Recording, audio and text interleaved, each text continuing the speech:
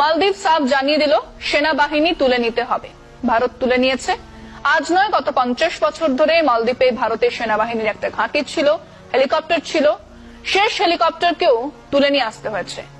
নেপাল সেও লিপুলেখের ম্যাপ নিয়ে আলাদা মত পোষণ করে। কেবল তাই নয়, সে আলাদা ম্যাপ ছাপিয়ে দিয়েছে। জানিয়েছে আলোচনায় বসুন, আলোচনা করব, কিন্তু ম্যাপে যা দেখানো হয়েছে সেই জায়গা আমার। হ্যাঁ, কালী নদীর ধারের জায়গা নিয়ে নেপালের দাবি আজও আছে, জায়গাও তাদেরই দখলে। ভুটানের কথা আসা যাক। তাদের দেশে গাড়ি নিয়ে ঢুকলে 4500 টাকার রেজিস্ট্রেশন ফিজ নিচ্ছে, আর প্রতি পর্যটকের জন্য প্রতিদিন 1200 টাকা ধার্য করেছে। মানে আপনি 7 দিনের জন্য স্বামী স্ত্রী ভুটানে গেলে 16,800 টাকা কেবল ভুটান সরকারকে দিতে হবে, তারপর বাকি খরচ।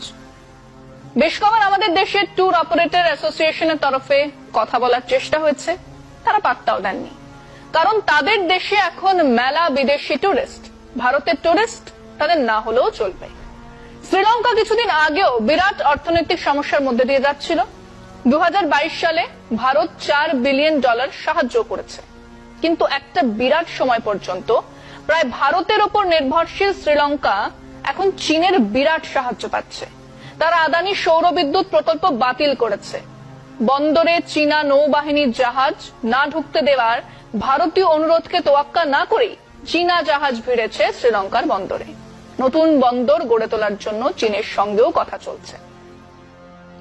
বাংলাদেশের কথা তো বাদই দিলাম, 56 ইঞ্চ কা সিনা আজ এতদিন পরও বলে উঠতে পারছে না যে ওই শেখ হাসিনাকে কোন কারণে দেশে আশ্রয় দেওয়া হয়েছে, তাকে কোন মর্যাদায় রাখা হয়েছে। না, এসব নিয়ে মুখ খোলার সাহসও দেখাচ্ছেন না 56 ইঞ্চ কা ছাতির প্রধানমন্ত্রী।